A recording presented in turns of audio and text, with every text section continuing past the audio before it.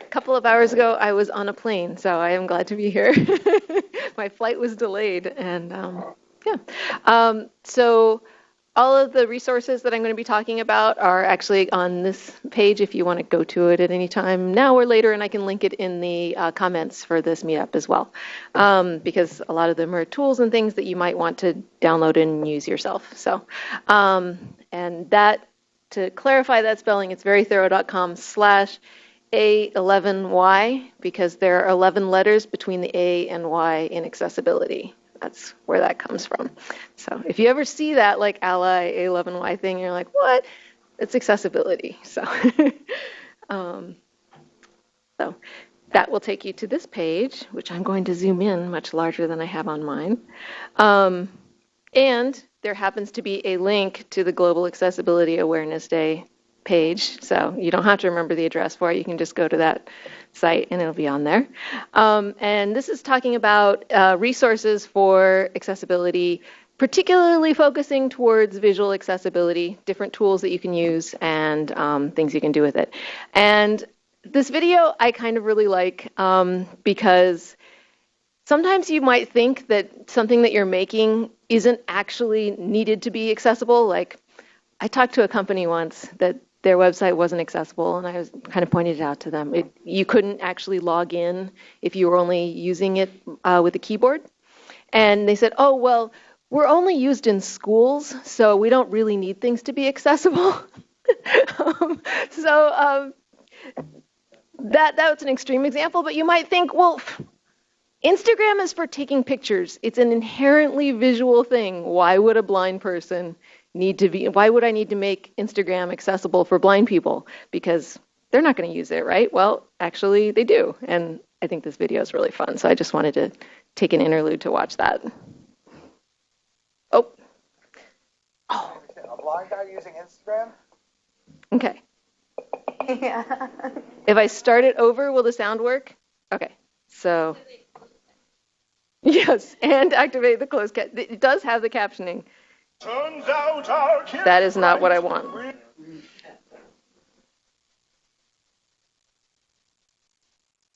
Yep. And I'm going to humor about that stuff. And he's got a whole bunch of videos about the blind experience with a lot of different things. I highly recommend him, so you can see the relateds from that video on that page if you want to see more. So that just gives an example that people might be using your stuff in ways that you don't expect. So it's nice to be able to make it a usable experience for them. And so I just made like a list of tools and tests and things you can do to try and make some of these things more accessible for users with visual impairments in some way. So looking first at color blindness. These users will, and we've talked a little bit about that already, they'll be using your website usually in, typical visual ways, but they're going to see it differently than other people might. And there's a kind of a fun simulator for that I like that's a Chrome extension called No Coffee. And I'll show you an example of how that works. So let's do this one. I'll just go to Very Thorough. So on this website, I can look at it with a variety of different, so once I've installed that extension on Chrome, hello, I forgot my battery needs charging. So once the extension is connected, you can go down here and you can choose what type of color deficiency you'd like to try out. And there's all different sorts of color deficiencies, and they're broken up into the different sorts, and it'll show you what the screen looks like with the different deficiencies. Thank you.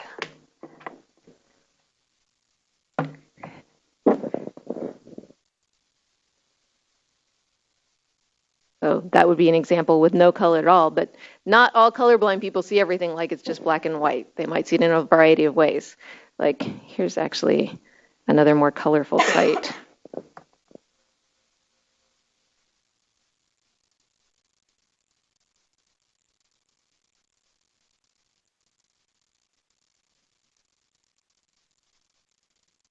But this site has lots of color in it, and you can't really tell when it's in colorblind view. But it changes pretty significantly depending on which version you use. That's what it looks like when none of the things are on. And so that can be an interesting experience to try out. This is what it would be like to view this as a colorblind user, and as this type of colorblind user or that type of colorblind user. And you can see, like, can I actually tell the difference between these buttons when I'm seeing it in this way? I think it's kind of fun to play with, but it's also really useful. And excuse me.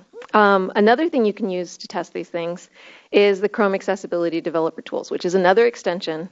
And it does put like a little button in your toolbar, but that little button doesn't actually do anything. You have to actually just go into your developer tools and it adds some functionality into it. So as another example, if I were to say inspect this, and now, because I've installed the Chrome Accessibility Developer Tools, I have two new things. So if I'm looking at a particular bit of text here, I can go to, and it's kind of hidden because it's the end of the list. When I'm looking at the different elements, I can either click that little double arrow that was there. You saw the double arrow. And it'll show me what's hidden off the edge, or I can drag this and it shows them at the end. And I can see the accessibility properties for that item. And in this particular one, it meets the contrast ratio. Let me actually, anyone know off the top of their head one that has really bad contrast ratio? Well, we were talking about Google. Let's see if this one actually works. That one's not going to work. But what it'll do if it's one that doesn't work, let me do it on here, actually.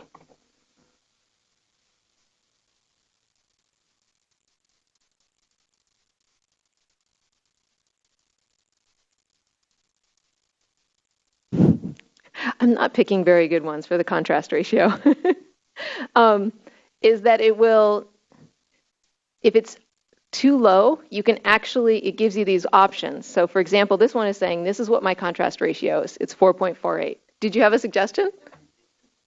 Oh, yeah. Sorry. It's true. I could edit the color and then do that. But actually, I can actually do this part already. So it's telling me that my contrast ratio is 4.48, which is enough to reach the AA standard. But if I wanted to see what it would look like at the higher standard, I can click on this button and it will actually change it.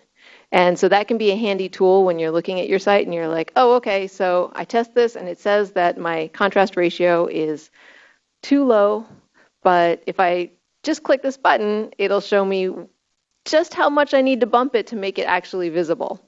And that can be handy because then you can look at it and go, oh, actually, that doesn't look so bad after all. Like, I could live with that, and then you can change to that color and use it. So that can be another way to sort of test it out on a very specific level. Get rid of this now. And so you've experienced it, you've tested it, and this is where the tools come in handy for actually improving those things. At first, when I was writing this, I actually said fix it, and it's not really something to fix. It's something to improve because accessibility is a spectrum, and it's not like, oh, you just either check a box or you don't, and it's like it's accessible or it's not. It's something that is more accessible. And so here's a couple of tools. I've always really liked Leah Verou's contrast ratio tool, which I need to refresh the page. And that one, you can put in your colors in a variety of ways. You can put them in HSL, you can put them in RGB, you can put them in hex, and it'll work either way. You can put it in keywords, and it'll work either way. And you can also like bump up these with the arrow keys, so you can change them that way. And you can switch these if you wanted to see like what the text looked like. And I just like the way it's laid out. But I also found another one recently that I kind of like better for a couple of reasons, because on Leah Verou's one, I would always do this, and I'd play with the HSL values, and then I'd go and convert them to hex. And I'd take a hex value, and I'd plug it, I'd convert it to HSL, and I'd put it in here, and I'd play with the HSL, and then I'd convert it back again. And I'd always had to do this extra step to convert back and forth. So I recently found Colorable, which I think is not quite as pretty, but it's very handy because it has the hex, and then underneath it, it has hue, saturation, and lightness that you can just change by moving the little sliders. And I really like that because maybe I'm just a little bit off on my accessibility, so then on my contrast ratio, and then I'll say, okay, well, if I just make this a little bit more saturated, or if I make this a little bit lighter or darker, can I get it to where I need it to be? And it updates the hex value to go with it. And you get a kind of experience of seeing it large, seeing it in the middle. It'll tell you whether it's AAA or AA, and has a couple of other little samples down there. And so I kind of like that as my new favorite. Now, another thing that was mentioned earlier is to consider trying using more than just color to indicate changes or differences or things like that. So if you want to highlight something, doing it with something other than color is always a handy thing to do, and you don't have to worry about that contrast ratio as much. So it's a good thing to keep that in mind in addition to keeping a sufficient contrast ratio. Looking at a special case is maps and graphs, where a lot of times, like this website actually, this had a lot of colors in it, and it was actually a pretty big pain to try and figure out how to get 6 different colors that were of sufficient contrast with white and also sufficient contrast with the body text so that they were seen as links, and going through all those different things.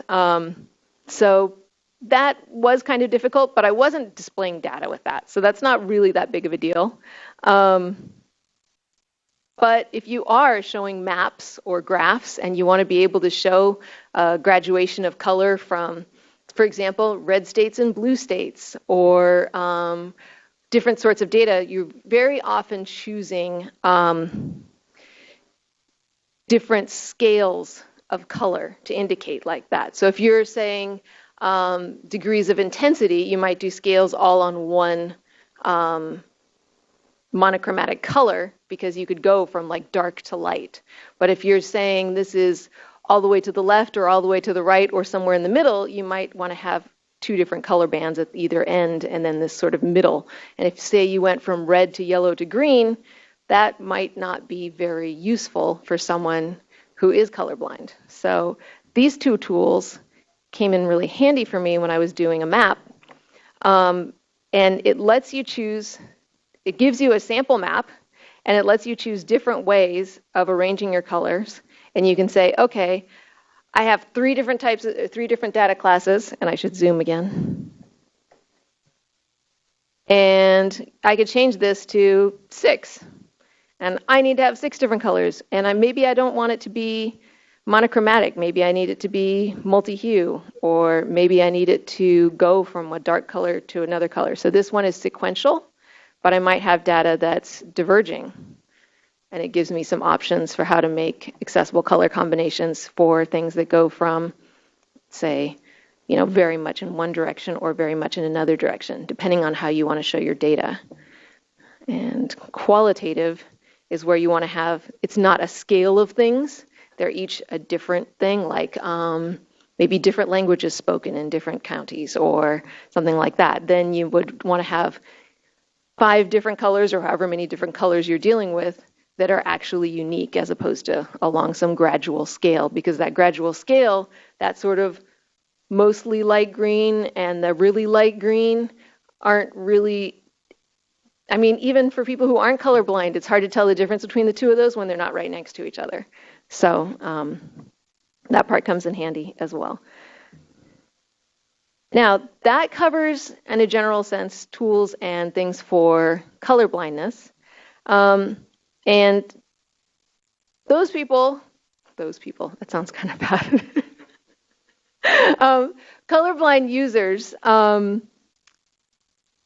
may or may not have other visual impairments. And you can have a partial visual impairment, like some of the things that Cordelia talked about, where maybe you're still accessing websites visually, but you have limitations on that in the sense of maybe you can see you have cataracts, or you have significant floaters, or you just have to where you can't see things up close really well and it's all blurry. And so no coffee again is handy for experiencing that.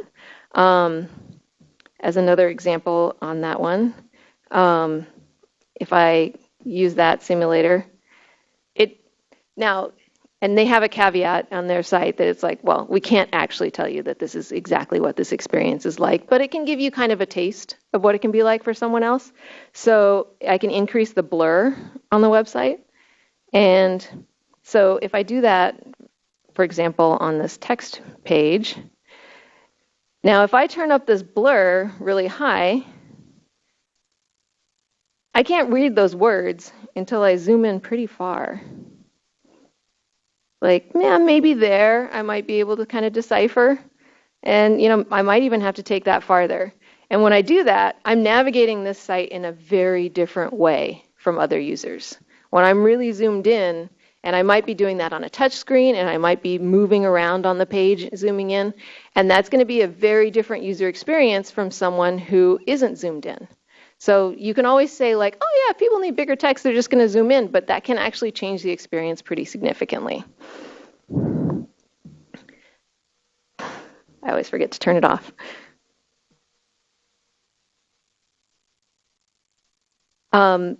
So because this is something that really varies in terms of what someone's dealing with and how they're handling it, there aren't really automated tests where you can just say like, oh, I'm just going to test for this and make sure that I've checked all these boxes and then I meet this standard and people will be able to do it. But there's still improvements that you can make. You can test it by doing what we just did. Try zooming in on your site and see how it works, see what it looks like. And think about things that you can do to change your site to meet those needs. So for example, don't disable Zoom on your sites and apps. And browsers may actually override that anyway, but even if they don't, like, it's even annoying for me if I'm accessing something on my phone and I want to get in closer to it than like, if I can't, it's just like, don't tell me how to view your site, And so don't do that.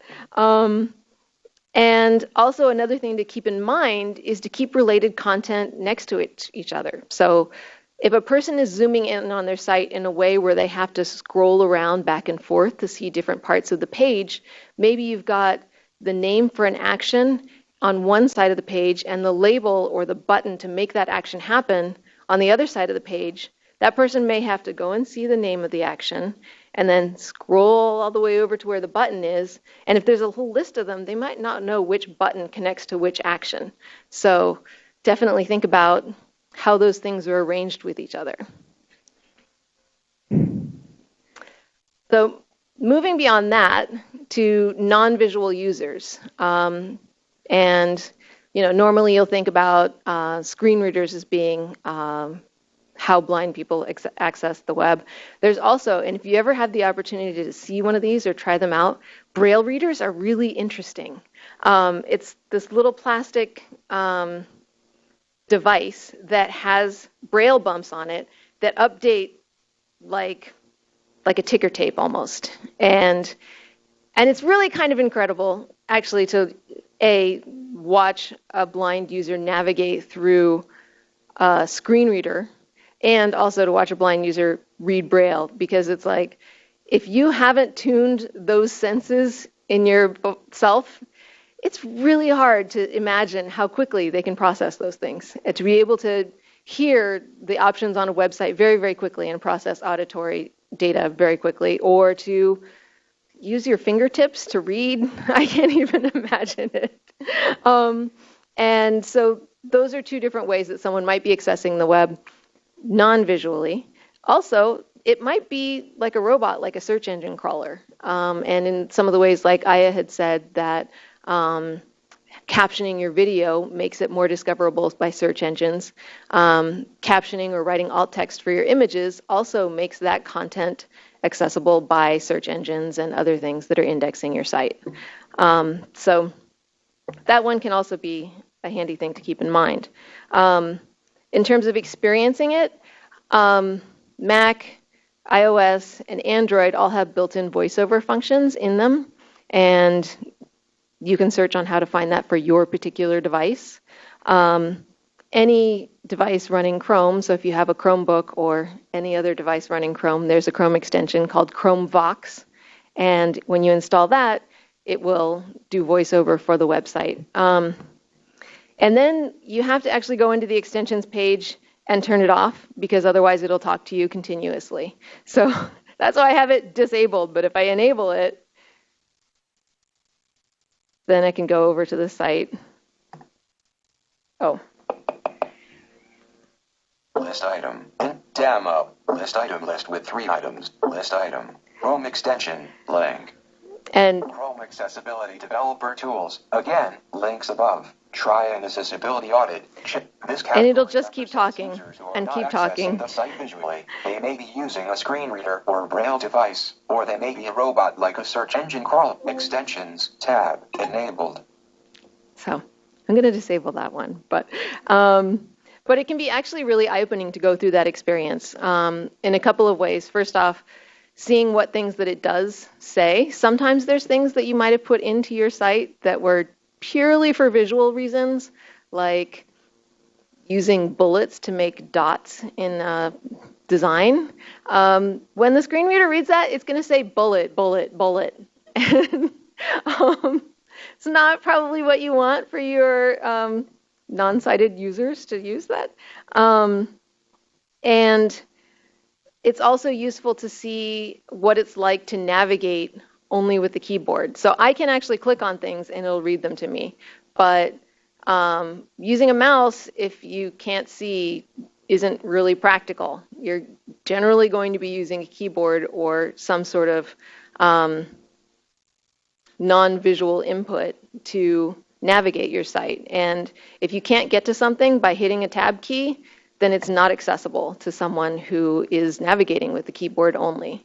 Also, if you don't have those little focus rings on the links, it can be really hard for a person to know where they are in that tab order of all of those links. You can kind of see, like, it's really, really small, but down at the very bottom, it'll tell you where that link points to, so then I can kind of know what it's pointing to, but that's not really that helpful. And so that's another thing to try out when you go through those. Experiencing that is, I think, a worthwhile thing to try out now and then and say, oh, okay, so what is it like to use my site or my app if I can only control it with a keyboard and if I can only access it auditorily? So there's a few different ways you can test those things. Again, accessibility developer tools will help with some of those. So for an example, when I look at this section, there are 2 different things you can do inside of the accessibility developer tools to check that out. One, there's a general audit.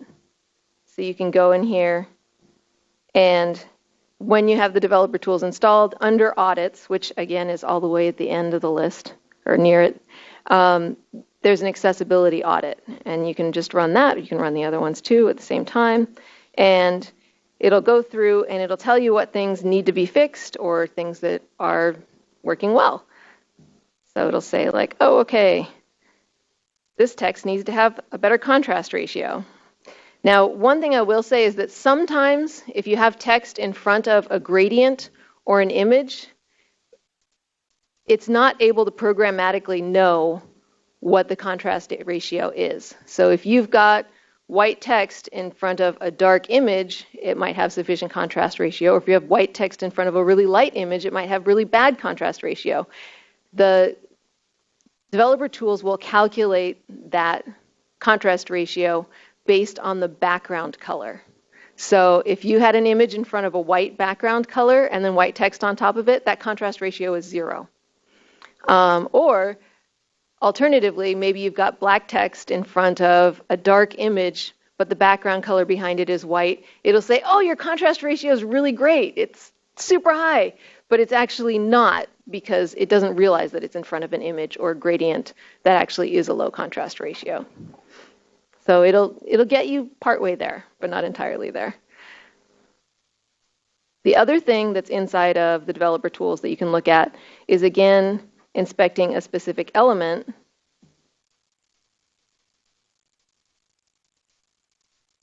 When you go, again, into the accessibility properties, in addition to the contrast ratio, it'll tell you what text gets spoken for that element. So I can inspect this one, and it'll tell me what says in that paragraph, and so on, which can be handy for things like, this is an icon, and I might have to grab next to it. There. So this one, when it's shrunk down small, you lose the text that goes next to it. It just shows the icon, but it has the text that was visible to everybody else is now only visible to screen readers. And by looking at that, I can see in here that it'll say that text content in here, or I can use Voiceover or Chromevox and it'll say LinkedIn to me. But this can be a handy, quick way without having to like tab through or click through or listen to that guy's voice again, to just know like, oh, that's what it says. So those are a couple of different ways you can test. Another kind of a fun one is Khan Academy has Totally, which talks in general about accessibility, but it also has this little bookmarklet, and you can run that on any page and it'll give you tips on how different accessibility properties are in play on that site. So it'll look at whether you have semantic headings, what your contrast ratio is like, whether links have text that makes sense with them. So like if you have a link that just says click here, you might not know where here is and what that's pointing to. And it'll tell you about a variety of things related to that. And then finally, there's Wave's Web Accessibility Evaluation Tool, which is kind of an acronym and kind of, I guess they switched the E and the V. And that's made by WebAIM, which is Web Accessibility in Mind. And they have lots of different really good resources on web accessibility. And then there's also a Chrome extension for that same tool. So you can go to that site or use the extension and then put in an address and it will give you a report on that site. So like, I just put in Google. And it goes through and it tells you, hey, these are all problems with your site. Like, and some of them are problems and some of them are not. Some of them it's just saying like, hey, I found all these different ARIA labels, that these are different accessible labels, and this is what they're saying so that you know. So you can say, hey, does search make sense for this search box? Okay, yeah, that's what I'm expecting it to be. This, but then there are also errors listed, and it'll tell you what those are and what things you need to change. Now, in terms of improving that, there's a lot that we could go into for days about. But on a basic level, making your links tab accessible. So if they are, like Sam said, if they are buttons or actual links as opposed to divs that are made clickable by JavaScript, they're automatically tab accessible.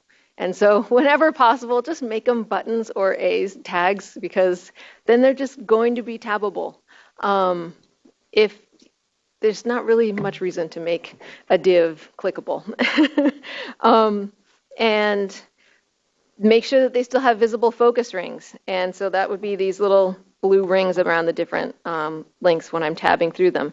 Now, you might not like the way that the default focus ring looks. If you want to change that style, it's kind of a pain in the butt. It can be done, but it can be a pain. And you also have to keep in mind that, okay, maybe that's sort of delightful to the user to have that lovely focus ring, but at the same time, it's also hurting the experience for someone who can't even see it. Another thing to think about, and that was something that also Cordelia was mentioning, is making icons and form fields have labels. And if they're not, it can be really useful just to have the label, even for sighted users. But if for some reason you are shrinking it down on mobile and you're just reducing to just an icon, having that label so that someone else who isn't seeing that icon knows what it's still for. And there are lots of resources out there on how to hide that and make it still visible to screen readers, but not visible to your sighted users if that's what you choose to do. Another thing is having useful alt text. And this is kind of an interesting one because all images are technically required to have an alt attribute. And you could technically, because it is valid to have a blank alt attribute. So you could pass all of these tests on all of your images by just having alt equals empty string for every single one of your images. But that's not necessarily going to be the best use for your users, although it is sometimes valid. If it's a purely decorative image, it is completely valid to say alt empty string, because if it's just a little flourish on the side, having your screen reader user go through and read flourish on the side next to the text isn't actually useful to them. It's not enhancing their experience. So it's totally fine to leave that. Some other things to keep in mind. These two articles are really useful for going over some of these things. Is don't just repeat the text that's next to it. So as an example, here's a picture of George Washington. And right below, it has a caption that says George Washington. If you make alt text for it that also says George Washington, you're not really helping users by having them just read on their screen reader, picture George Washington, George Washington. Like, just say George Washington once and it's enough, which is something to keep in mind when you're doing things that are templated. So maybe you are using a template that has, like, for example, I'll do this on JAMstack.org, because this conversation actually came up about this. So we have examples, and every one of these sites has a little screenshot with it. Now, you could put into the template, because part of this page is generated from a template, and it has the title of the site, has information about it, and has a screenshot. And in the template, you could say that the alt text for this is the title of the site. But then it says the title of the site again after it. So templating in title of the site, screenshot, title of the site, isn't actually helping anyone. Now, there's something to be argued here about whether this is purely decorative or not. I would say that for something like this, we're really just putting in a screenshot as a visual flourish, because we're just basically listing a bunch of different sites, and you can kind of see, oh yeah, that's sort of a pretty site or something like that. But if you want to see what that site looks like and how it's arranged, you can go to the site. So I would argue that an empty alt text would fit with this, but you could also say something about what the site looks like. But you have to think to yourself, how much is that actually enhancing the user experience, to say like, oh, this looks like a visualization of this, or this is just text on a page. To a degree, that might actually enhance the experience, to say like, oh, what kinds of sites can be made on the JAMstack? Oh, well, this one is just a plain text site, or this one has lots of imagery. Those sorts of things might be interesting. So in the links that I was showing, the WebAIM one, which this is again web accessibility in mind, gives some really nice detail about how to go through the process of writing proper alt text that actually is useful to your users. This link is actually really, really quick and to the point about it, and gives some nice examples as well. So, for example, in this image here, when you think about your audience of who's looking at this and the purpose of the image, there's a lot of different things to keep in mind when you're writing that alt text. So, for example, here's a picture of a bunch of students cheering at a game or something. The audience is prospective students. What you want to let people know with this picture is that, oh, okay, we've got a dispersed student body. They're, youthfully energetic. They have school spirit. It's got like this big campus feel. These are the sorts of things you're trying to say with that picture. So you might have like a long descriptive text that talks about like those things that you want to convey with that image. If you just say like a crowd at a basketball game, that might not convey what you need, and it's not necessarily helping that, oh, okay, this school has crowds at basketball games, but it's not conveying what you were trying to convey with that. That ends up getting to be kind of a lot of work, but that's where you had to balance what you're doing with that. And with automatically generated images, that can be difficult. If you don't have something built in with your content for people to add alt text with their images, so maybe you have a CMS and you can add an image into it, but you don't have any space for putting in alt text, the content adding person is the one who has to add that because they're the one who knows the context for it. So it gets complicated, but it is a worthwhile thing to do. And I find those tips actually really useful for thinking about how you do that. Again, as a special case, maps and graphs are kind of difficult for this. I mean, if you have like a gigantic graph that says a whole bunch of different stuff, how do you convey that in one little nugget of information? Or do you just describe it in this gigantic long paragraph? A lot of times, a descriptive caption might be good for even your visual users who are looking at the page to be able to see, like, what am I supposed to be taking out of this graph? Or what am I supposed to be taking out of this map? What is the useful nugget of information? And if you're going to be putting that as a description or a caption on the image, are you going to put it in the alt text too? No. So that's something to think about as well. And sometimes you might think about other ways of showing what's happening in that. Actually, at last year's Global Accessibility Awareness Day celebration with the Bay Area Accessibility and Inclusive Design Group, there was a person there who was from a banking website that for life of me, I cannot remember what it was, where they have listings of stocks and they have graphs that show like the progress of that stock. And this is the progress of your portfolio. And they started experimenting with, because you can't write descriptions for every one of these automatically generated graphs of a person's portfolio. They started experimenting with using sound.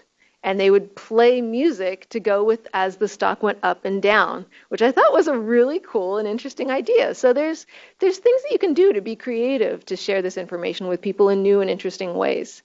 And so, you know, it's an interesting place to think about. I put also a couple of other links for exploring this further in terms of this one, again, is from WebAIM, and it talks about user survey results about the things that people found were the most frustrating or difficult about websites. It talks about what they used, what different browsers and things like that, but it also talks about, let me scroll all the way down to it, some of the different things that caused problems with their accessibility. As you can see, it has lots of different information. And that can be really useful too when you're thinking about accessibility on your site. And then Google has an online accessibility course taught by the people who developed the accessibility developer tools. And it's a pretty useful course if you want to look into that further. So that sums it all up. Does anyone have any questions? All right, feel free to go to that site and explore those tools and try those things out. But thank you.